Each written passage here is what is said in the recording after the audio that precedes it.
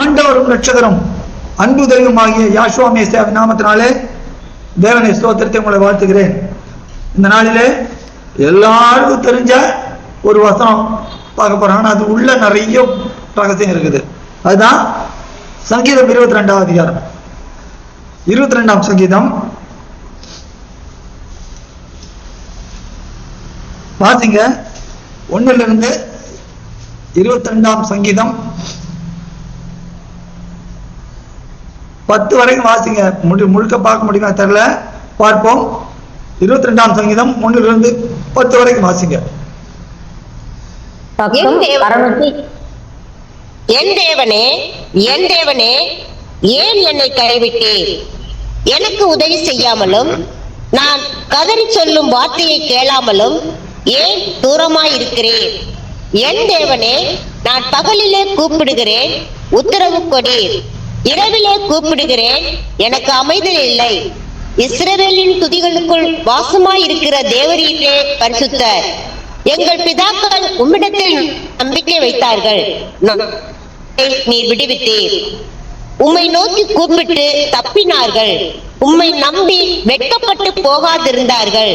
நானோ ஒரு புழு, மனுஷன் அல்ல, மனுஷரால் நிந்திக்கப்பட்டும் ஜனங்களால் அவமதிக்கப்பட்டும் இருக்கிறேன்.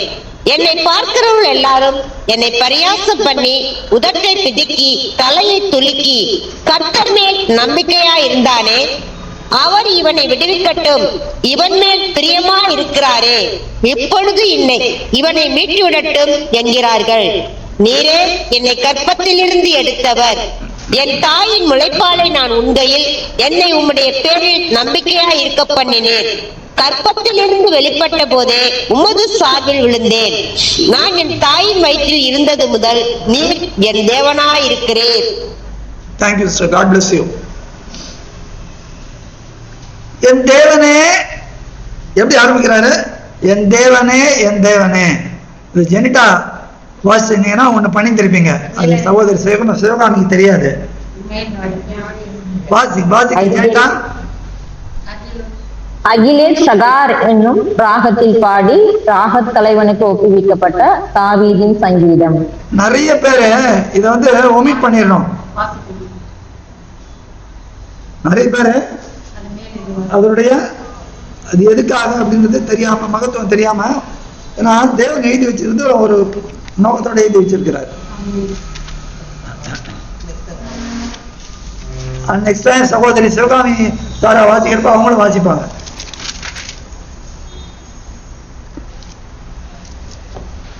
அகிலேஷ் சகார் என்னும் ராகத்தில் பாடி.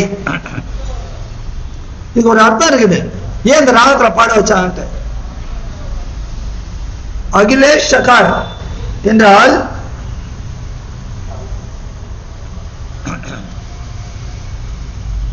அந்த டோ ஆஃப் தி மார்னிங், அல்லது விடியற் காலத்து அந்த அந்த இரவு நீங்கி இது வரும் தெரியுமா, சந்தி, அந்த அதிகாலை, அந்த நேரத்துல எப்படிப்பட்ட ராகம் இருக்கணும்? கிம்டாம்னா மெல்லிய அந்த ராகத்துல இதை பாடி செய்யணும். ஏன் அந்த அதிகாலையில சொல்றதுக்கு ஒரு அர்த்தம் இருக்குது. இப்ப இங்க இந்த எழுதினவர் யாரு? தாவீது. என்ன சொல்றாரு? என் தேவனே, என் தேவனே, ஏன் என்னை கைவிட்டீர்? எனக்கு உதவி செய்யாமலும் நான் கதறி சொல்லும் வார்த்தைகளை கேளாமலும் ஏன் தூரமாய் இருக்கிறீர்? இந்த முதல் வசனத்துல நிறைய பார்க்கணும்.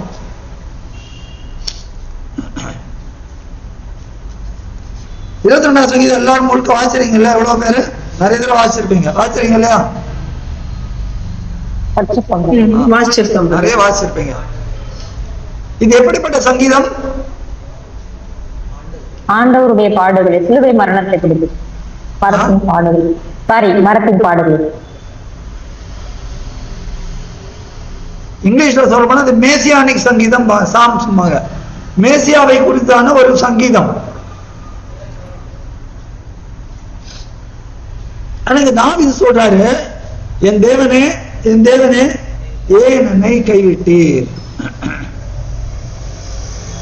தாவீதுக்கு அநேக நெருக்கங்கள் ஏற்பட்டது. முதல் நெருக்கம் எப்ப? சவுலா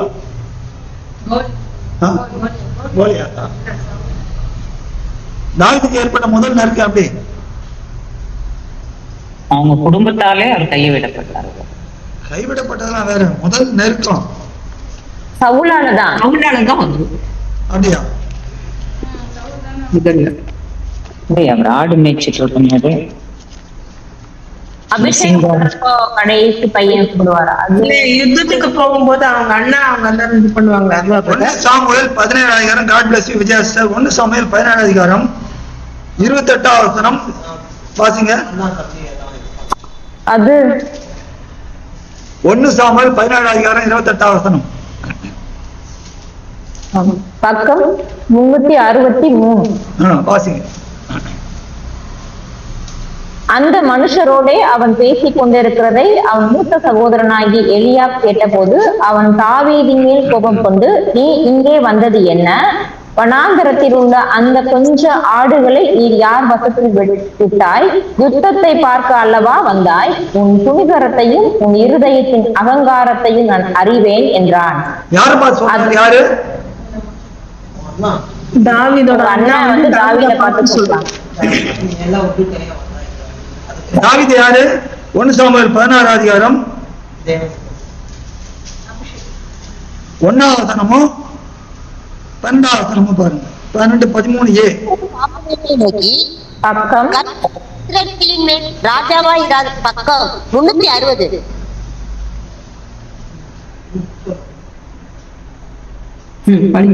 யாவேதேவன் சாமுவேலை நோக்கி, இஸ்ராயேலின் மேல் ராஜாவாய் இராதபடிக்கு நான் புறக்கணித்து தள்ளின சவுலுக்காக நீ எந்த மட்டும் துத்தித்துக் கொண்டிருப்பாய்?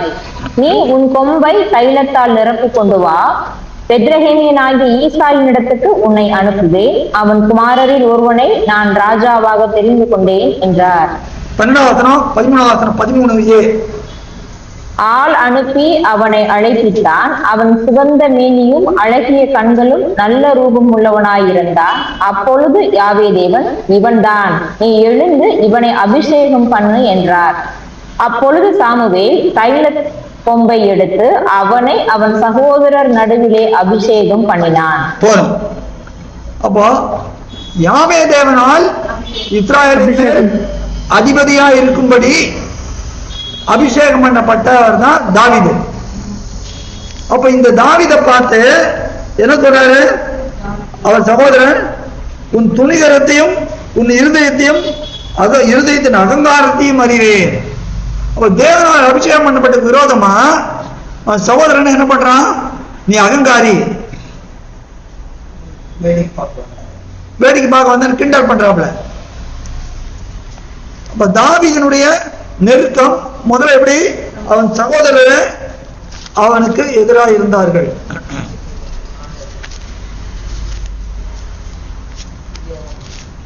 யோவான் எழுதிய சுவிசேஷம் 7வது வசனம் 7வது அதிகாரம்.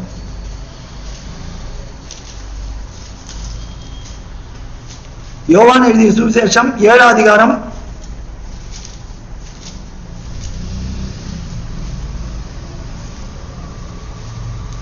1-8 வரைக்கும் சீக்கிரம் வாசிங்க. பக்கம் 135. இவைகளுக்கு பின்பு யூதர்கள் யாஸ்வா மேசியாவை கொலை செய்ய வகை தேடினபடியால் அவர் யூதேயாவிலே சஞ்சரிக்க மனதில்லாமல் கலிலேயாவிலே சஞ்சரித்து வந்தார். யூதருடைய கூடார பண்டிகை சமீபமாயிருந்தது. அப்பொழுது அவருடைய சகோதரர் அவரை நோக்கி, நீ செய்கிற கிரியைகளை உம்முடைய ஸ்ரீஷர்களும் பார்க்கும்படி இவ்விடம் விட்டு யூதேயாவுக்கு போகும். பிரபலமாயிருக்க விரும்புகிற எவனும் அந்த ரங்கத்திலே ஒன்றையும் செய்ய மாட்டான். நீர் இப்படிப்பட்டவைகளை செய்தால் உலகத்திற்கு உம்மை வெளிப்படுத்தும் என்றார்கள். அவருடைய சகோதரரும் அவரை விசுவாசியாதபடியால் இப்படி சொன்னார்கள். யாஸ்வாமிக்கு அவர்களை நோக்கி, என் வேலை இன்னும் வரவில்லை, உங்கள் வேலையோ எப்பொழுதும் ஆயத்தமாயிருக்கிறது.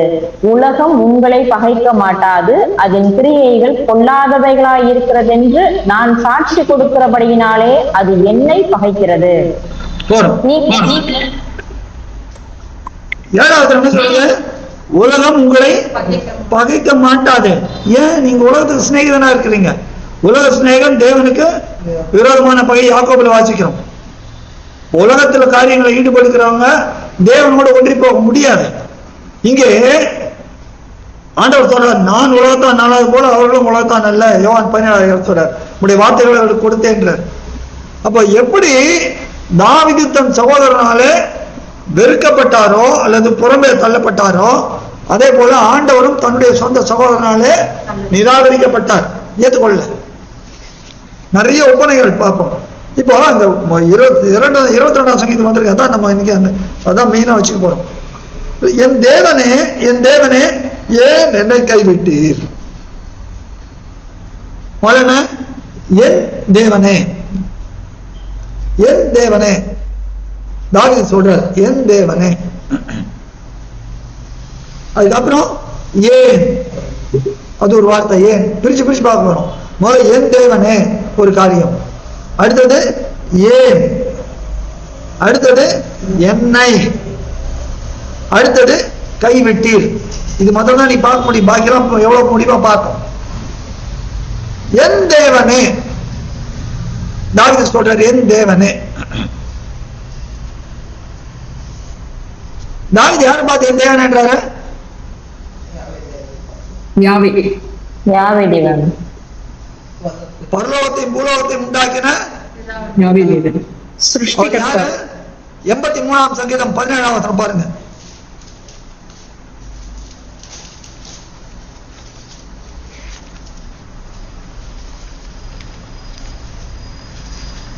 பக்கம் 723 17 தானே பிரபு? ஆமா. யாவே என்னும் நாமத்தை உடைய தேவ்ரி ஒருவரே பூமி அனைத்தின் மேலும் உன்னதமானவர் என்று மனுஷர் உணரும்படி.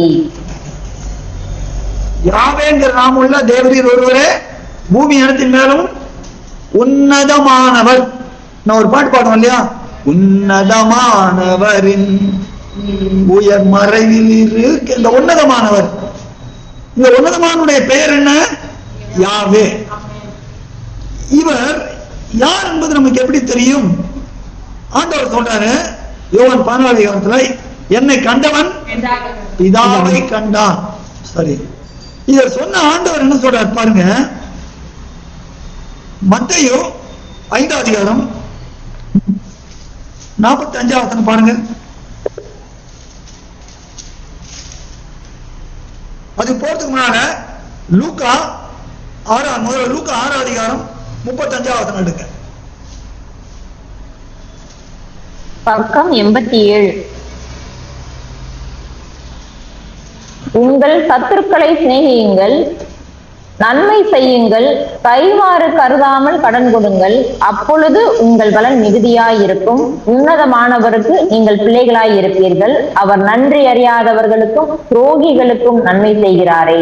இது சொல்றது யாரு? ஆண்டவர் சொல்றார். ஆண்டவராகிய யாஷுவா மேசியா இயேசு கிறிஸ்து சொல்றாரு. என்ன சொல்றாரு? நீங்க இதெல்லாம் செஞ்சீங்கன்னா நீங்கள் யாருக்கு பிள்ளைகளா இருப்பீர்கள்? உன்னதமானவருக்கு பிள்ளைகளா இருப்பீர்கள். இதே காரியத்தை மத்தேயுல எப்படி எழுதுறாரு பாருங்க. 5ஆம் அதிகாரம் 45ஆம் வசனம் பாருங்க. பக்கம் 8 44 பிரபு. 45 44 45 ரெண்டு வாசிங்க. நான் உங்களுக்கு சொல்லுகிறேன், உங்கள் சத்துருக்களை சிநேகியுங்கள், உங்களை சபிக்கிறவர்களை ஆசீர்வதியுங்கள், உங்களை பகைக்கிறவர்களுக்கு நன்மை செய்யுங்கள், உங்களை நிந்திக்கிறவர்களுக்காகவும் உங்களை துன்பப்படுத்துகிறவர்களுக்காகவும் ஜெபம் பண்ணுங்கள். இப்படி செய்வதனால் நீங்கள் பரலோகத்தில் இருக்கிற உங்கள் பிதாவுக்கு புத்திரராயிருப்பீர்கள். போறோம். எப்படி? நீங்க என்ன சொல்றாரு? பரலோகத்தில் இருக்கிற உங்கள் பிதாவுக்கு புத்திரராயிருப்பீர்கள். இதே லூக்கா எப்படி எழுதுறாரு? உன்னதமானவருக்கு நீங்கள் பிள்ளைகளா இருப்பீர்கள். சாரா சிஸ்டர் புரியுதா? சிவகாமி சாரா சிஸ்டர் புரியுது சார். சரி, அப்போ உன்னதமானவர் யாரு? பரலோகத்தில் இருக்கிற பிதா. இந்த ஆண்டவர் சொல்றாரு. இப்போ மத்தேயு 5:44-45 லூக்கா 6:35 சங்கீதம் 83:17 கூட்டி சேர்த்து பாக்குறப்ப அந்த உன்னதமானவர் யாரு? யாவே தேவன். உன்னதமானவர் யாரு? பரலோகத்துல பிதா. அவர் பேர் என்ன? யாவே. நல்ல தெளிவா இருக்கா? தெளிவா இருக்கு. சரி, இப்போ இந்த உன்னதமானவரை நமக்கு வெளிப்படுத்தினவர் யாரு? யாஷுவா மெசியா. என்னை கண்டவன் பிதாவை கண்டான். அப்போ இந்த உன்னதமானவரை வெளிப்படுத்துகிறார். ஆனா வெளிப்படுத்துகிற என்ன சொன்னாரு? யோவான்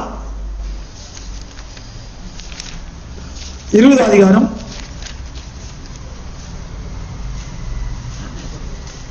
16-17 பாருங்க. பக்கம் 158. யாஷுவா மெசியா. ஜெனிட்டா, இந்த வசனம் தாரா சிஸ்டர் வாசிக்கணும். தாரா சிஸ்டர் வாசிங்க.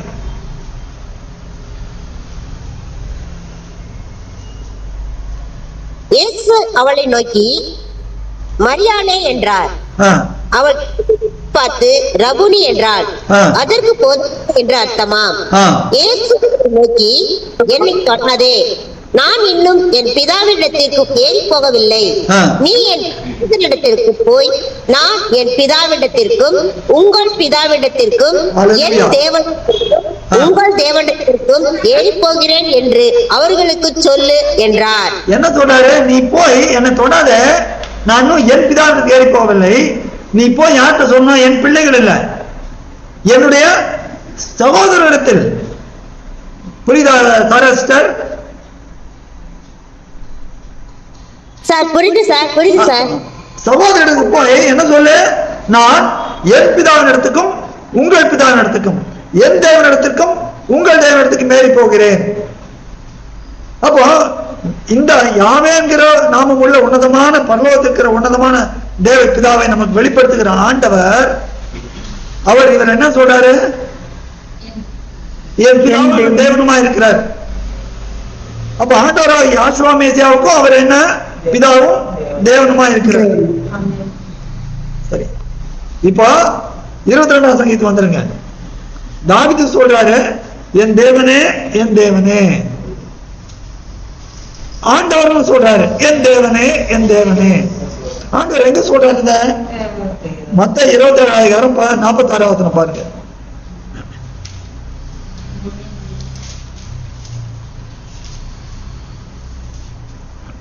பக்கம் 45.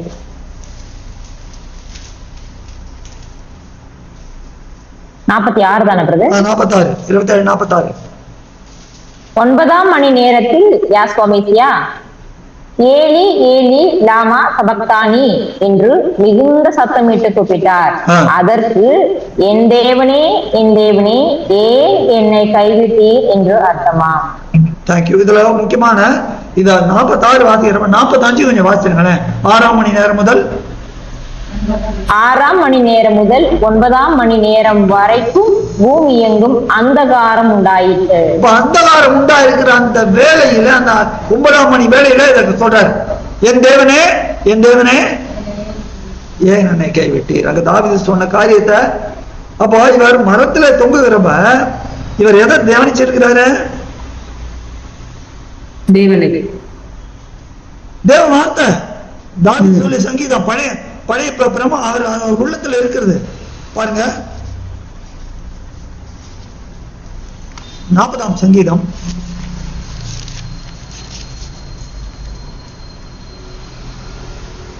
40ஆம் சங்கீதம் 6-8 வரைக்கும் பாருங்க. பக்கம் 694. பலியையும் காணிக்கையையும் நீர் விரும்பாமல் என் செவிகளை திறந்தீர். சர்வாங்க தகன பலியையும் பாவ நிவாரண பலியையும் நீர் கேட்கவில்லை. அப்பொழுது நான் இதோ வருகிறேன், புஸ்தக சுருளில் என்னை குறித்து எழுதியிருக்கிறது. என் தேவனே, உமக்கு பிரியமானதை செய்ய விரும்புகிறேன். உமது நியாய பிரமாணம் என் உள்ளத்திற்குள் இருக்கிறது என்று சொன்னேன். இது யார் பத்தி சொல்றாப்லங்க? பிதாவை பத்தி சொல்றாரு. ஆண்டவர் சொல்றாரு. ஆண்டவர் ம். என் தேவனே உன் பிரியமானதை செய்ய விரும்புகிறேன். அதுதான் உலகத்துல வர எபிரேயர் 10 வாசிக்கிறோம். எபிரேயர் 10:5 இப்ப வாசிக்கலாம்னா குறிப்பு எடுத்துக்கங்க. எபிரேயர் 10:5 வரைக்கும் இந்த வசனத்தை பார்க்கலாம். அப்போ ஆண்டவர் மரத்துல வேதனையில தொங்கும் போது கூட அவர் உள்ளத்துல என்ன இருக்குது? தேவ வார்த்தை துணிக்குது. புரியுதா? நம்மளுக்கு என்ன பண்றோம்? வாழ்க்கையில ஏதான ஒரு கஷ்டம் வந்தா அவன் என்ன பண்றோம்? யார்கிட்ட ஓடலாம், என்ன பண்ணலாம்? வேதம் மறந்து போயிடுறது. வேதம் மறந்து போயிடுறது. சரி, நம்ம தேவன் நம்ம எல்லா வழியெல்லாம் முடக்கி போட்டார், எல்லாத்தையும் முடக்கி போட்டார், எல்லாம் காலி எவ்வளவு. அப்ப நம்ம நிறைய பேர் என்ன பண்ணுவோம்? இவர் தான் விட்டாரு, இனிமேல் இவர் இது தேடணும் அப்படின்னு அவர்தான். ஆனால் இங்கே ஆண்டவர் அவர் கைகளும் கால்களும் மரத்தில் அறையப்பட்டிருக்கிறது. அந்த வேலையிலையும் அவர் சிந்தனை என்ன? சங்கீதம் 22 சங்கீதம் வருது. என் தேவனே, என் தேவனே, ஏன் என்னை கைவிட்டீர்? ஏன் என்னை கைவிட்டீர்? ஏன்றது ஒரு காரியம், என்னன்றது ஒரு பார்ப்போம்.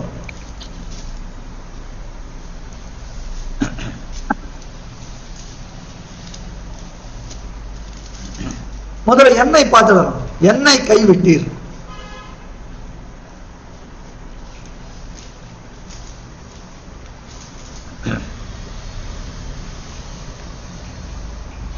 தாவீதோட கூட இருந்தவங்க என்ன பண்றாங்க? அப்சலோம் முதல்ல சவுல் எதிராக நம்மள, அது பிறகு அப்சலோம் அவனோட சொந்த பையனை. இப்ப தாவீது சொல்றாரு, அப்சலோம் கைவிட்டான். முதல்ல சவுல் துரோகம் பண்ணான், அதே பிறகு அப்சலோமும் கைவிட்டான். சீமையை என்ன தூஷிக்க அனுமதித்தீர் இல்லையா? அப்புறம் யோவாமும் கவுத்தாப்புல. இவங்க எல்லாம் கைவிட்டாலும் தேவனே நீர் ஏன் என்னை கைவிட்டீர்? ஏன் என்னை கைவிட்டீர்? அவங்களா கைவிட்டாங்க, ரைட்டு. நீர் ஏன் என்னை கைவிட்டீர்? புரியுதா? புரியாது. அவங்க எல்லாம் மனுஷங்க, ரைட்டு. ஆனா நீர் தேவன், நீர் ஏன் என்னை கைவிட்டீர்? இது ஆண்டவருக்கு எப்படி பிறந்ததுன்னா, ஆண்டவரோட கூட இருந்தவங்க சகோதரர்கள் எல்லாம் ஒதுக்கினாங்க. கூட இருந்த 12 பேர்லயும் யூதாஸ் காட்டி கொடுத்துட்டான். இன்னொருத்தர் எப்படி? பேதுரு மறுதளிச்சு சத்தியம் பண்ண தொடங்கினார். இன்னொருத்தர் எப்படி? துண்டை காணும் துணி காணும்னு ஓடினார். எல்லாம் ஓடிட்டாங்க, எல்லாரும் கைவிட்டாங்க. ஆனா தேவனே நீர் என்னை கைவிட மாட்டீர், நீர் என்னை கைவிட்டீர். நல்ல ஃபாலோ பண்றீங்களா?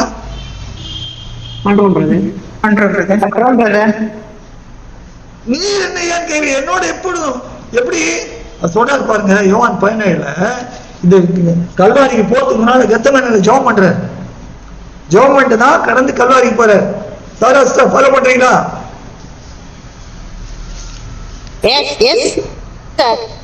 கல்வாரிக்கு போறதுக்கு முன்னால கெத்செமனேல ஜெபம் பண்றாரு. எல்லாம் யோவான் 17 எடுங்க.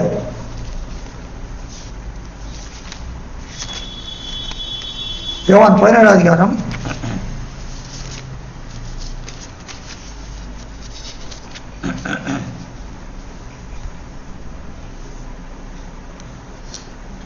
1 வரைக்கும் வாசிங்க.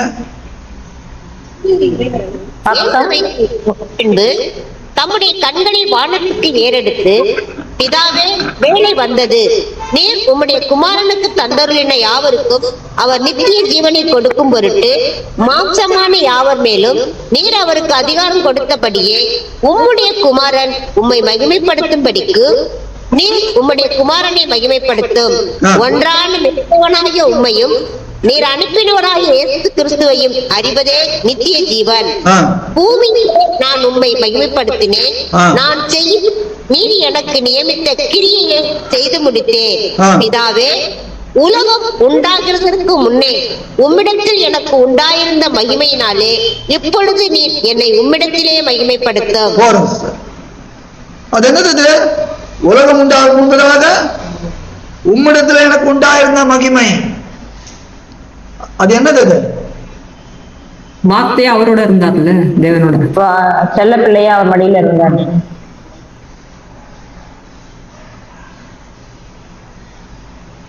நீதிமொழிகள் 8 அதிகாரம் 30வது வசனம் பாருங்க.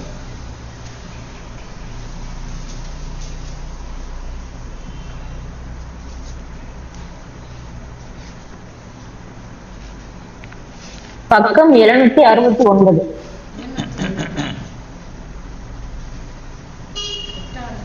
8 அதிகாரம் 9 9:30 770. 707 பக்கம். 29:30. சமுத்திர ஜலம் தன் கரையை விட்டு மீறாதபடிக்கு அதற்கு எல்லையை கட்டளையிட்டு பூமியின் அஸ்திபாரங்களை நிலைப்படுத்துகையிலும் நான் அவர் அருகே செல்ல பிள்ளையாயிருந்தேன். நித்தம் அவருடைய மன மகிழ்ச்சியாயிருந்து எப்பொழுதும் அவர் சமூகத்தில் களி கூர்ந்தேன். பாருங்க எப்படி நித்தம் அவருடைய மன மகிழ்ச்சி. அப்ப தேவனுடைய மன மகிழ்ச்சி, நித்தம் மன மகிழ்ச்சி யாரு? ஆண்டவர் குமாரனும் நமது ஆண்டவருமாகி யாஷுவா மேசியா தான். அதான் பூமியில அவர் அந்த என்ன சொல்றாரு? இவர் என்னுடைய அன்பான குமாரன், இவர்கள் பிரியமாயிருக்கிறேன், அவருக்கு செவி கொடுங்கள். அப்போ அப்படிப்பட்ட ஒரு மகிமை. அப்போ இப்படிப்பட்ட ஒரு மகிமையான காரியம் சொல்றார். சொல்லிட்டு கெத்செமனே தோட்டத்துல ஜெபம் பண்றப்போ என்ன ஆகுது? ரத்த துளிகளாக அப்படியே உணர்ந்து அதுக்கு பிறகு கல்வாரியில போய் அங்க மரத்துல அறையப்படுகிறார். அறையப்பட்ட உடனே அங்க என்ன ஆகுது? அந்த அறையத்துக்கு முன்னாலே விசாரணை நடக்கிறது. அப்பதான் பேதுரு ஓடுறாரு, பிறகு யோவான் ஓடுறாரு, எல்லாம் ஓடுறாரு, எல்லாம் ஓடிட்டாங்க. ஆனா என்ன ஆச்சு? என் தேவன் என்னோட கூட இருக்காரு. என்னோட கூட தேவன் இருக்கிறார். இருந்தாரா இல்லையா? இருந்தாரு. எப்படி தெரியும்? அது வரைக்கும் கல்வாணிக்கு போற வரைக்கும் தேவனோட இருந்தாரா இல்லையா? கண்டிப்பா இருந்தாரு. அதனாலதான் கடைசியா சொல்றாருல, ஏன் என்ன கைவிட்டேன். அப்போ அந்த தேவன் யாஷுவா மேசியா சிலுவையில இருக்கும்போது யாவே தேவன் அவரை கைவிட்டுட்டாரு. அப்போ இந்த வாரம் நல்லா அதான் இது மாதிரி கேள்வி கேட்கணும். கேட்டாதான் நல்லா இருக்கும், சந்தோஷம். இப்ப அது வரைக்கும் தேவன் அவரோட கூட இருந்தார். எப்படி தேவன் அவரோட கூட இருந்தார்? அவருக்கு பிரியமான காரியங்கள் செய்த தொட்டு தேவன் என்னோட கூட இருக்கிறான்னு சொல்றாரு. எப்படி அது எப்படி சொல்றீங்க?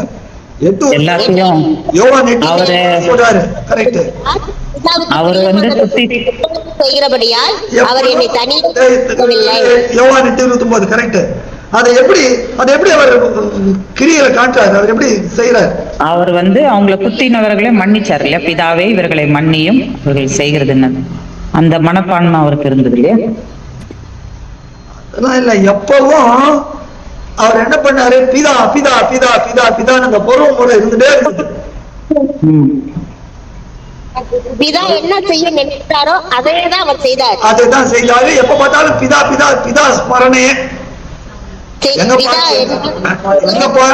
எங்க போனாலும் பிதாவே உம்முடைய வேலை உம்முடைய காரியம், பிதாவே பிதாவே பிதாவே பிதாவேன்னு எது வரைக்கும் கல்வாரியில போயிட்டாரு. கல்வாரியில போயிட்டு அங்கேயும் என்ன சொல்றாரு? அவங்க அடிக்கிறப்ப பிதாவைகளுக்கு மன்னியும் தாங்கள் செய்வது என்னன்னா, அப்ப அங்கேயும் பிதாவே சொல்றாரு. எல்லாம் சொல்லிட்டு ஆனா அந்த மத்தேயு 27:45 ஒண்ணு நடக்குது. 45 வசனத்துல என்ன பாக்குறோம்? 6 மணி நேரம் வரைக்கும் பூமி எங்கும் உண்டாயிற்று. அந்தகாரம் உண்டாயிற்று.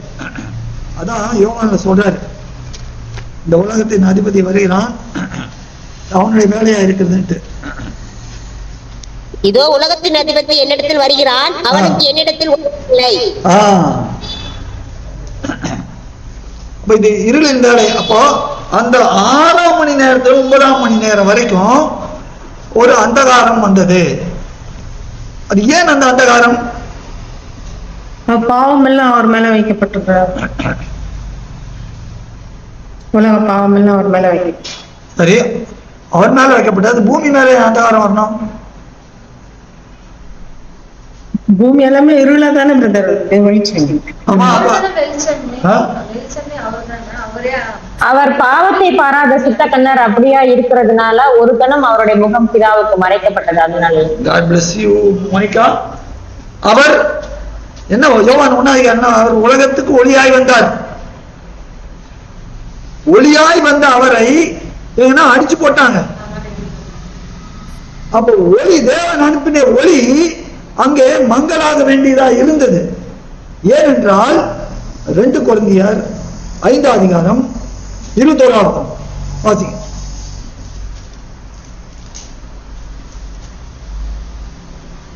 பக்கம் 249.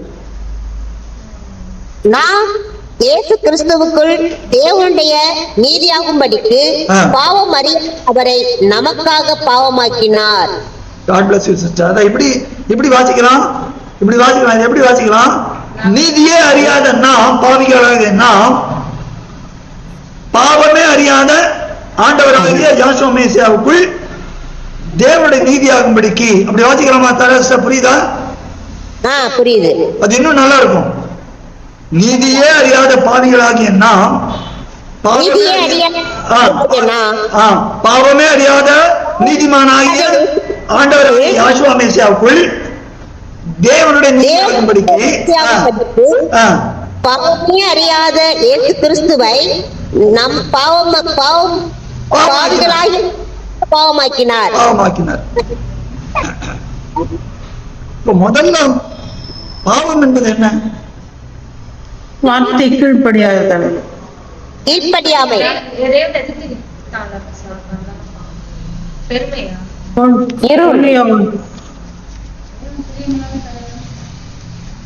யார் சொல்ல போறீங்க? விசுவாசம் இல்லாத வர்றது எல்லாமே பாவம். God bless you. அட்ரஸ் ரோமர் 14:23C.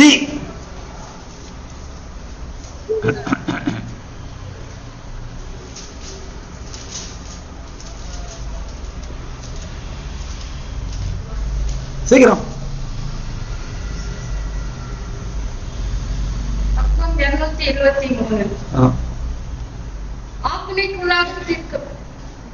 விசுவாசத்தினாலே வராத யாவும் பாவமே. விசுவாசத்தினால வராத யாவும் பாவமே. சரி, ரோமர் 10:17 என்ன சொல்லுது? விசுவாசம் கேள்வினாலே வரும், வசனத்தினாலே வரும். அப்போ விசுவாசத்தினால் வராத யாவும் பாவம்னா, அல்லது தேவனுடைய வார்த்தைக்கு ஏற்றபடி செய்யாதபடி செய்யறதும் பாவம். கிளியரா இருக்கா? தெளிவா இருக்கா?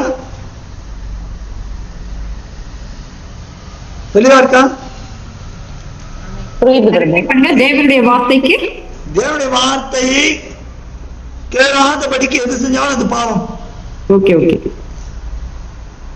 அது தேவன் கொடுத்த அழைப்பிலிருந்து விலகி போறது, அது பாவம். 119 101 பார்த்தோம், அது பாவம். அப்போ முதல்ல ஆதியாகமம் 1:1 என்ன பார்க்கிறோம்? ஆதியிலே தேவன் வானத்தையும் பூமியையும் சிருஷ்டித்தார். பூமியானது என்னது? ஒழுங்கு. ஏன் அது ஏன் அப்படியாச்சு? கீழ்ப்படியாத தூதர்கள் தேவன் அவனுக்கு கொடுத்த அழைப்பிலிருந்து அவன் விலகி போனான். அப்போ பூமிய என்ன இருள் வந்துருது. இந்த இருளை சரி பண்றார் தேவன். சரி பண்ணி வெளிச்சம் உண்டாக கடவுது, அது நல்லது என்று. அப்போ திரும்ப பண்ணி எல்லாம் பண்ணி ஆதாம கொண்டு வைக்கிறார். அவனுக்கு ஒரு அழைப்பு. எப்படி சாத்தானுக்கு ஒரு அழைப்பு விழுந்தானோ அதே போல மனுஷன் எப்படி உண்டாக்குறாரு? சாத்தான் அப்படி காப்பாற்றுவதற்காக அபிஷேகம் பண்ணப்பட்ட கேரு, அவன் ஒரு தூதன் தான். மனுஷனை எப்படி உண்டாக்கினாரு? தேவ தூதரிலும் சற்று சிறியவராக்கி. அப்போ இவனுக்கு ஒரு அழைப்பை கொடுக்கிறார், இவனுக்கு ஒரு வார்த்தையை கொடுக்கிறார். அந்த வார்த்தையை என்ன பண்ணா? விசுவாசிக்கல. என்ன சொன்னாரு? ஆதியாகமம் 2:17 நன்மை தீமை வாசிங்க. ஆதியாகமம் 2:17. ஆனாலும் நன்மை தீமை அறியத்தக்க விருட்சத்தின் கனியை புசிக்க வேண்டாம், அதை நீ புசிக்கும் நாளில் சாகவே சாவா என்று கட்டளையிட்டார். அவன் என்ன பண்ணாம? அவர் கட்டளை மீறிட்டான். அந்த அவர் சொன்ன வார்த்தையை விசுவாசிக்கல. அதனாலதான் பாவம் வந்ததுனால மறுபடியும் என்னாச்சு? மனுஷன் பாவம் செய்தான். அந்த பாவத்தினால அவனுக்குள்ள இருள் வந்தது. அதனால பூமியும் சபிக்கப்பட்டது. நல்ல தெளிவா இருக்கா? ஸ்டேஜ் பை ஸ்டேஜ் சரி. இப்போ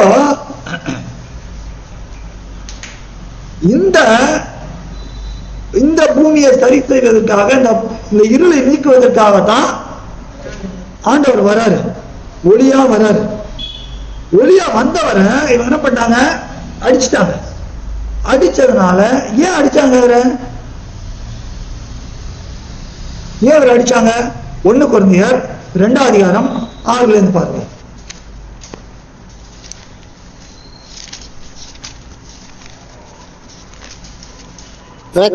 பக்கம் 228.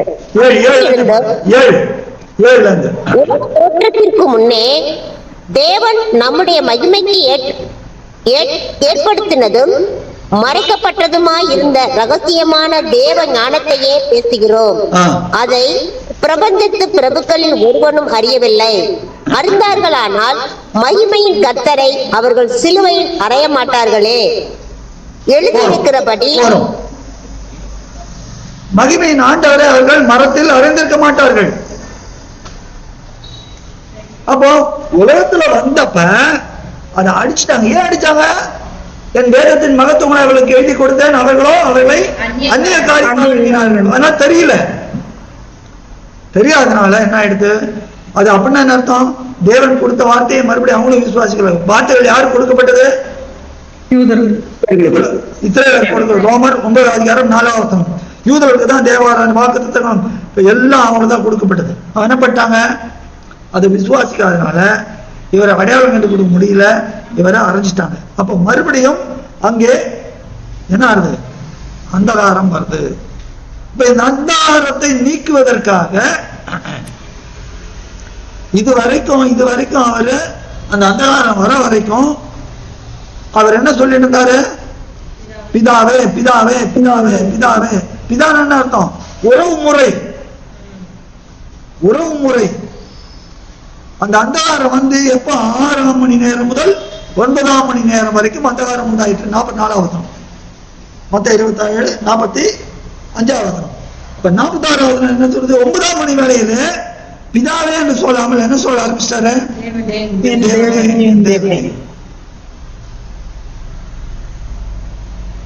அப்போ அந்த பிதாங்கிற உறவு முறை இழந்து போய்விட்டது. பிதாங்கிற உறவு இழந்து போய்விட்டது.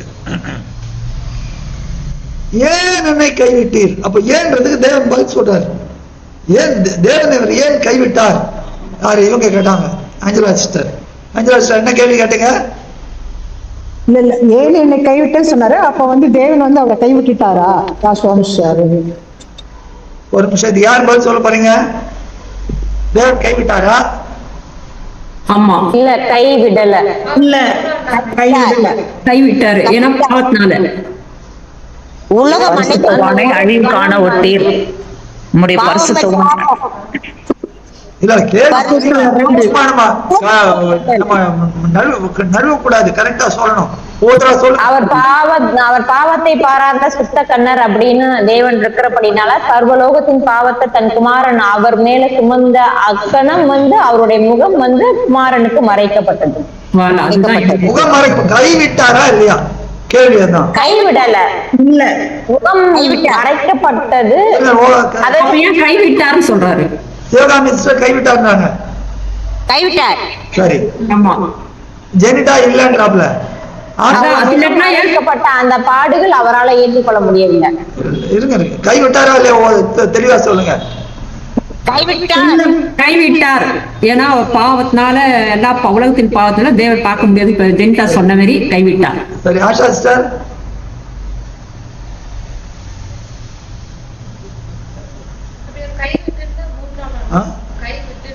அப்போ பரிசுத்தவானே அழிவு காண விட்டீர்னு சொல்லிருக்கல.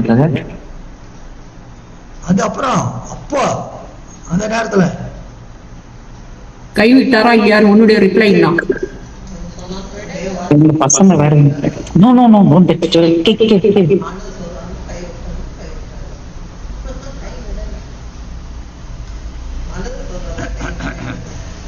ஒரு நம்மளோட பாவத்தை வந்து எல்லாத்தையும் அவர் சுமந்ததுனால அந்த நிமிஷத்துல மேபி அவர் வந்து தேவன் வந்து அவரை வந்து என்ன பாவத்தை வந்து சுமக்கும் போது நம்ம தேவன் சாவும் தானே சொல்லியிருப்பாங்க.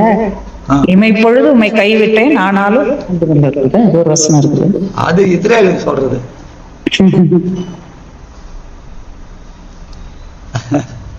நீங்க சொல்லுங்க பிரதர். சரி, ரைட். இப்போ அங்கே தேவன் என்ன பண்ணார்? பிதாங்கிற ஸ்தானத்தை விட்டு விட்டார். ஆனால் தேவன் விடல. தேவனாகவே இருக்கிறார். ஏசாயா 59 அதிகாரம் 1-2 வாசிங்க.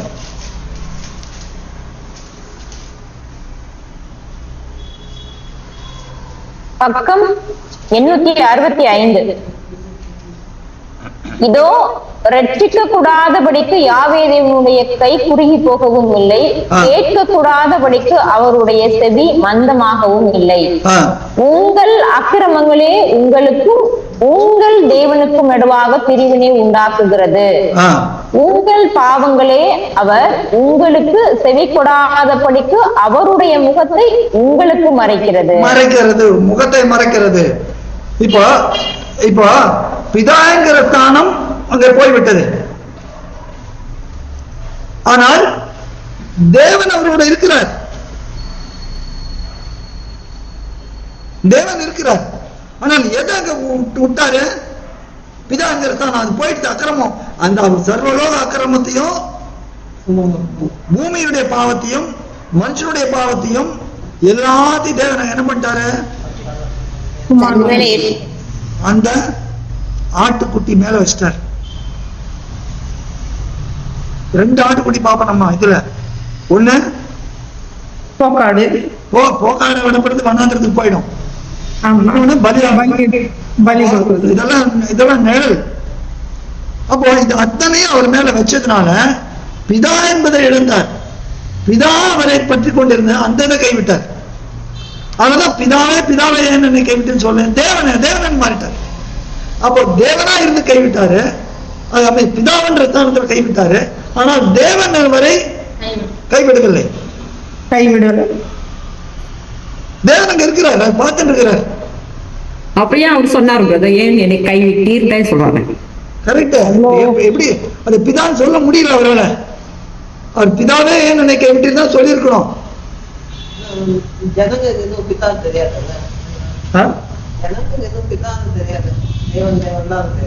புரியுதா புரியலையா? நான் இன்னும் தெளிவா சொல்றேன். புரியல சிஸ்டர். அந்த சனம் வரைக்கும், அந்த 9ஆம் மணி நேரம் வரைக்கும், அது வரைக்கும் பிதான்னு சொல்லி எதை எழுந்து போனாரு? பிதாகிற ஒரு முறையை எழுந்து போனார். பிதாகிற ஒரு முறையை எழுந்து போனார். தெளிவா இருக்கா சிவகாமி சிஸ்டர்? பிதாகிற ஒரு முறை எழுந்து போனாரு. ஆமா சார். 2 கொரிந்தியர் 8ஆம் அதிகாரம் 9ஆம் வசனம் பாருங்க, வாசிங்க. நம்முடைய கர்த்தராகிய இயேசு கிறிஸ்துவின் கிருபையை அறிந்திருக்கிறீர்களே. ஆ. அவர் ஐஸ்வர்யம் உள்ளவராய் இருந்தும் நீங்கள் அவருடைய தரித்திரத்தினாலே ஐஸ்வர்யவான்களாகும்படிக்கு உங்கள் நிமித்தம் தரித்திரரானாரே. பாருங்க, அவர் ஐஸ்வர்யம் உள்ளவராய் இருந்தும். யாரு? ஆண்டவர் யாசுவா மேசியா ஐஸ்வர்யம் உள்ளவர். ஐஸ்வர்யம் உள்ளவர்னா என்ன அர்த்தம் சொல்லுங்க சிவகாமி சிஸ்டர். சகல மகிமை, எல்லா ஐஸ்வர்யம் நிறைந்தவர். எல்லா ஐஸ்வர்யம் கரெக்ட், எல்லா ஐஸ்வர்யம் கரெக்ட். அது என்னது முக்கியமா? தேவ கிருபை, ஞானம், தேவனுடைய மகிமை. தேவனுடைய மகிமை எல்லாம். நம்ம வேதத்துல முக்கியமா அறிய வேண்டிய காரியம் அதுதான். அதான் யோவான் 20:31 எழுதி வச்சிருக்கிறது. யோவான் 20:31 பக்கம் 159. யாசுவா மேசியா கிறிஸ்து என்று நீங்கள் விசுவாசிக்கும்படியாகவும் விசுவாசித்து அவருடைய நாமத்தினாலே நித்திய ஜீவனை அடையும்படியாகவும் இவைகள் எழுதப்பட்டிருக்கிறது. நித்திய ஜீவன் சிஸ்டர், இதெல்லாம் எதுக்கு எழுதப்பட்டிருந்தது? என்ன? இந்த யாசுவாவை தேவனுடைய குமாரன், அதுதான் முக்கியம். தேவனுடைய குமாரன், அவரால் அபிஷேகம் பண்ணப்பட்டவர், அந்த தேவனால் அபிஷேகம் பண்ணப்பட்டவர், அதான் கிறிஸ்து மேசியா. அப்போ இவர் ஐஸ்வர்யம்னா என்ன அர்த்தம்? எங்க அப்பா யாரு? ஐஸ்வர்ய சம்பன்னர். இல்ல, ஆண்டவராக இயேசு கிறிஸ்து என்ன சொல்றாரு? எங்க அப்பா யாரு? ஐஸ்வர்யமானவர். வானத்துக்கு பூமி. இப்ப ஒண்ணு இல்ல, இப்போ ட்ரம்ப் இப்ப உலகத்துல இப்ப யாரு பெரிய ஆளா இருக்காப்ல? ட்ரம்ப், டொனால்ட் ட்ரம்ப், அமெரிக்க பிரசிடென்ட். இப்போ அமெரிக்க பிரசிடென்டோட பொண்ணு எப்படி சொல்லுவான்? எங்க அப்பா பிரசிடென்ட் டொனால்ட் ட்ரம்ப். அப்ப ட்ரம்ப் நினைச்சா என்ன வேணா பண்ண முடியல, தேவ நன்மைக்காக ஒண்ணும் பண்ண முடியாது. பட் உலகத்தோட ஒரு டெய்லி ஒரு ஸ்டேட்மெண்ட் விட்டு ஒரு ஆட்டிட்டு இருக்கிறார். அது எதை காண்பிக்கிறப்போ? அப்ப டொனால்ட் ட்ரம்போட பொண்ணு அதான் உண்மையான என்ன, எல்லாத்தையும் ஆட்டி படைக்கிறவரு எங்க அப்பா அப்படின்னு அவர் சொல்லுவோம். அதே போல ஆண்டவர் எப்படி ஐஸ்வர்யம் வளராரு? வானத்தையும் பூமி உண்டாக்கின அந்த சர்வ வல்லமையுள்ள உன்னதமான யாவே என்று நாம் உண்ட தேவன் என்னுடைய பிதாவும் என்னுடைய தேவனுமா இருக்கிறார். புரியுதா? புரியுது சார். அதுதான் ஐஸ்வர்யம், வேற ஒன்றும் ஐஸ்வர்யம் கிடையாது. அதுதான் ஏன் யோவான் 17 சொல்றாரு. யோவான் 17 எடுங்க.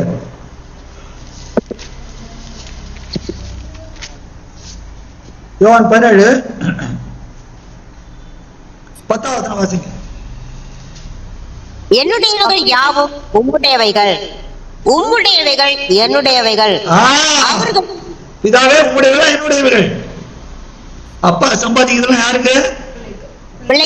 பிள்ளைக்கு. பிள்ளைக்குன்னு சொல்ல உடனே பொண்ணு சண்டைக்கு வந்துருவாங்க. குழந்தைகளுக்கு அப்பாவோட சுதந்திரம் அதுதான். அப்போ எல்லாம் பிதா இவர் கொடுத்துருக்காரு. அப்போ அதுதான்.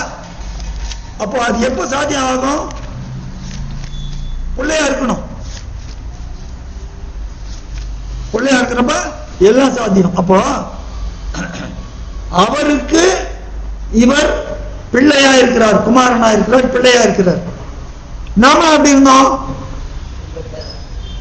காணியாட்சிக்கு புறம்பலாக இருந்தோம். காணியாட்சி புற ஜாதிகள், யூதர்கள், சொந்த ஜனங்கள். 2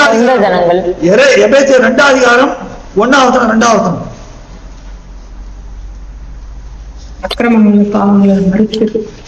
பக்கம் 264. அக்கிரமங்களினாலும் பாவங்களினாலும் மறைத்தவர்களாய் இருந்த உங்களை உயிர்ப்பித்தார். அவைகளில் நீங்கள் முற்காலத்திலே இவ்வுலக வழக்கத்திற்கு ஏற்றபடியாகவும் கீழ்ப்படியாமையின் பிள்ளைகளிடத்தில் இப்பொழுது கிரியை செய்கிற ஆகாயத்து அதிகார பிரபுவாகிய ஆவிக்கு ஏற்றபடியாகவும் நடந்து கொண்டீர்கள். அப்ப நம்ம எப்படி இருந்தோம்? பாவத்திலே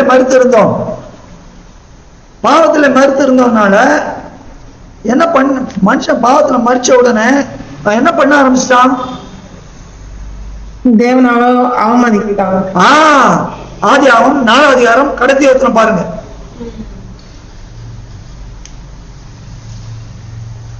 பக்கம் 5. அது சேத்துக்கும் அவங்க இடரல் ஆயிட போறாங்க இந்த சிஸ்டர். சொல்லி கொடுப்போம். வாசிங்க சிஸ்டர்.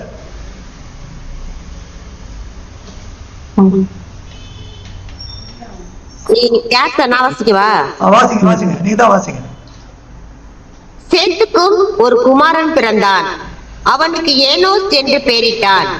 அப்பொழுது மனுஷர் கர்த்தருடைய நாமத்தை தொழுது கொள்ள ஆரம்பித்தார்கள்.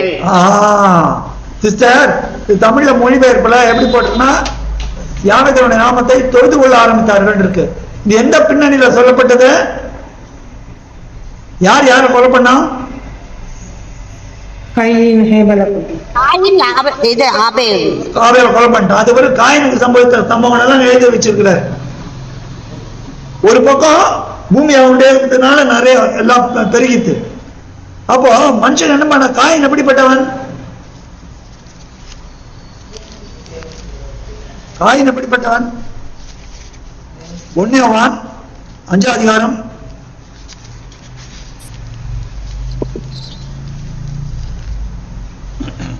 1 யோவான் 3 அதிகாரம் 12 வசனம் பாருங்க. பக்கம் 327. பொல்லாங்கானால் உண்டாயிருந்து தன் சகோதரனை கொலை செய்த காயினை போலிருக்க வேண்டாம். பொல்லாங்கனால் உண்டாயிருந்த. அப்போ காயின் பொல்லாங்கனால் உண்டாயிருந்து. அப்போ அந்த சந்தை எல்லாம் இதாக ஆரம்பிச்சிச்சு. அப்போ பூமியிலே ஜனங்க என்ன பண்ண ஆரம்பிச்சாங்க? தேவனுடைய நாமத்தை இஷ்டமா அவங்க இஷ்டப்படி தொழுது கொள்ள ஆரம்பிச்சிட்டாங்க. மூல பாஷையிலே அங்க போடப்பட்டிருக்கு பார்த்தா என்னன்னா, யாவே தேவனுடைய நாமத்தை அவமதிக்க ஆரம்பித்தார்கள். இஷ்டமா தொழுது கொள்றது. சிஸ்டர் ஃபாலோ பண்றீங்களா? ஏன் சார்? ஐயோ, இந்த பிரதர் வசனத்தை மாத்திட்டாருன்னு நினைக்காதீங்க. இல்ல மொழிபெயர்ப்புல தப்பா இருக்குது. மூல பாஷை எடுத்து பாத்தீங்கன்னா நீங்க பழைய ஏற்பாடு புதிய ஏற்பாடு முதல்ல மூல பாஷையாகி எபிரேய பாஷை மொழிபெயர்க்கப்பட்டதுன்னு இருக்குது. எந்த பின்னணியில நான் இதை சொல்றேன்? அப்ப பூமி கரெக்டா அதனால ஜனங்க என்ன பண்ண ஆரம்பிச்சாங்க? இஷ்டமா அவங்க இஷ்டப்படி தொழுது. ஒத்தனா நாய, ஒத்தனா மரம், ஒவ்வொருத்தரும் ஒண்ணு இதுதான் தேவன் சொல்ல ஆரம்பிச்சிட்டான். அதனாலதான் தேவன் சேத்துல இருந்து ஒரு சந்ததியை பிரிச்சு எடுக்கிறார். அதுதான் நோவாவை கொண்டாடுறார். மற்ற சந்ததியை பத்தி எல்லாம் எழுதல தேவன் பூமி அந்த வேத புஸ்தகத்துல. இப்போ எல்லாரும் பாவத்துல மரித்து இருந்தோம். அப்ப எல்லாரும் பாவத்துல மரித்திருக்கிறப்ப அவங்க எப்படி இருந்தாங்க? இஷ்டமா கண்டவனை தொழுது கொள்ளிட்டு இருந்தாங்க. அப்படி இருக்கிறப்ப நம்ம யாரை தொழுது கொண்டிருக்கணும்? யாவே தேவனை தான் தொழுது கொண்டிருக்கணும். பிதாவாகிய தேவனை தொழுது கொண்டிருக்க வேண்டும். ஆனால் ஆண்டவர் தான் பூமியில ஸ்திரீயே நான் சொல்றது நம்பு, நீங்க லிங்கமலையில மெரித்தல மாத்திரமல்ல பிதாவை எங்கும் தொழுது கொள்ளும் காலம் வரும் சமாரிய ஸ்திரீட்ட சொல்றார். அப்போ நாம் எல்லாரும் அவரை அந்த தேவனை எப்படி கூட்டிருந்தோம்? தேவனே கூட்டிருந்தோம். ஒவ்வொருத்தரும் கூப்பிடுறாங்க. இங்கிலீஷ்ல காடுமாங்க, தமிழ்ல தேவன் எல்லாம் அப்படிதான் கூப்பிடுறாங்க. ஆனால் நம்ம அவர் பிதான உறவு கிடையாது. ஏன்? நமக்கும் தேவனுக்கும் இடையில பாவம் பிரிவினை இருந்தது. பிரிவினை இருக்கிறப்ப நம்ம எப்படி அவரை பிதான்னு கூப்பிட முடியும்? வீட்டை விட்டு வெளியே போன்றார். அப்போ அந்த பிரிவினை சரி செய்யப்பட்டதான். இப்போ ஒரு குழந்தை தப்பு பண்ணிடுச்சு, வெளியே ஓடிடுச்சு, அப்பா அடிக்க போறாருன்ட்டு. அப்பா அடிக்க மாட்டாரு. ஆனா அது என்ன நினைச்சது? பயங்கர அப்பா அடிக்க போறாரு, ஓடிடுச்சு. ஆனா அந்த தகப்பன் என்ன பண்றாரு? அந்த பிள்ளை வரும், அது ஆவலை காத்துட்டு இருக்கிறார். அதான் லூக்கா 15 வாசிக்கிறோம். 2 குமாரர்கள். சரியா சிஸ்டர்? சிவகாமி சிஸ்டர் சொல்லுங்க சார். லூக்கா 15 அதிகாரத்துல வாசிக்கிறாங்க, ரெண்டு பசங்க இருந்தாங்க. இளையகுமாரன் ஆ. ஆஸ்தியை போயிட்டு ஆ. மாவியிடத்துல அழிச்சிட்டு ஆனா அந்த தகப்பன் என்ன பண்றாரு, தூரத்திலே அவன் மறக்கண்டு ஓடி வந்து அவன் தூரத்துக்கு. அப்போ தகப்பன் அப்படிப்பட்ட ஒரு உள்ளத்தோடு காத்திருக்கிறார். ஆனால் அந்த அக்கிரமம் சரி செய்யப்பட வேண்டும். அதனாலதான் நம்ம ஒவ்வொருத்தரும் தேவன் தேவன் சொல்றோம். ஆனா பிதாங்கர் ஒரு முறை இல்லை. அப்ப நம்ம எப்படி தரித்திரர்களா இருந்தோம். ஒருத்தர் தான் அவரை பிதாவை கூப்பிட முடியும். அது யாருன்னா ஆண்டவர் இயேசு கிறிஸ்து. அவர் ஒருத்தர் தான் கூப்பிட முடியும். ஏன்? அவர் பரிசுத்தர், அவர் பரிசுத்தர், பாவமே அறியாதவர். பாவமே அறியாதவரை தேவன் நமக்காக பாவமாக்கினார். அவர் ஐஸ்வர்யராக இருந்தால் நாம் தரித்திரராக இருந்தோம். ஆனால் அவருடைய தரித்திரத்து நிமித்தம் நாம் ஐஸ்வர்யராகும்படி அவர் தரித்திரரானார். இப்ப தரித்திரன்றது என்னது? பிதான்னு கூப்பிட முடியாத நிலைமை. ஐஸ்வர்யன்றது என்னது? பிதான்னு கூப்பிடக்கூடிய நிலைமை. அப்போ நாம எல்லாம் ஐஸ்வர்யம் ஆகும்படிக்கு அவர் என்ன பண்ணிட்டாரு? பிதான்னு கூப்பிட்டு என்ன பண்ண ஆரம்பிச்சாரு? என் தேவனே என்னை கைவிட்டு.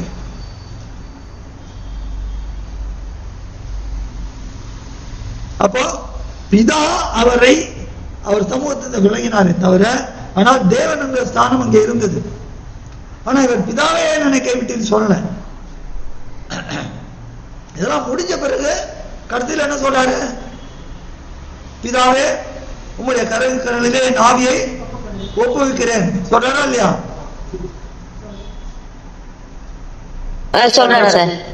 சொல்றாரு. ஏன் கிரயம் கொடுத்தாச்சு. அப்போ எல்லாம் முடிந்ததுன்னு சொல்றாரு. யோவான் 19 எல்லாம் முடிந்ததுன்னு சொல்றாரு.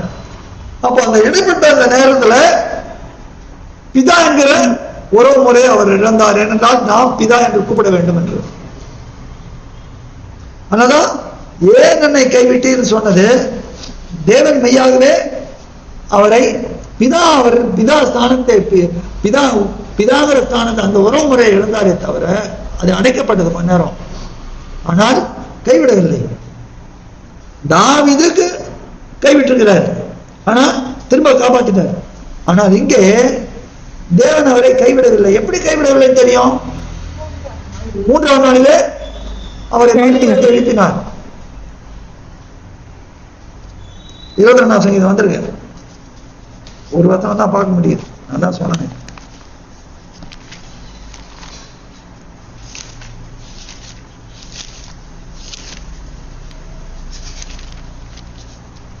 என்ன பார்த்தோம்?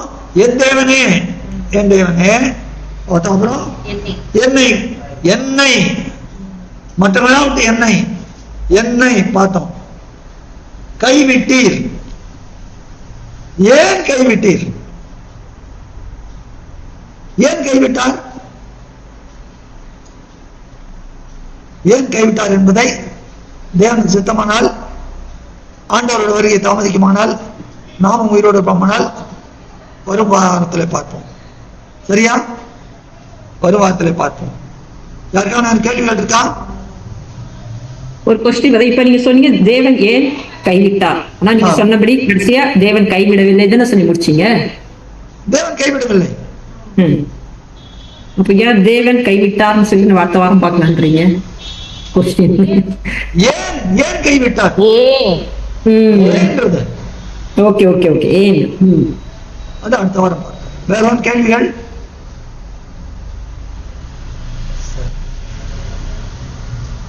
ஆண்டவர் தாமே நம்ம ஒவ்வொருவரையும் ஆசீர்வதிப்பாராக. ஆமென்.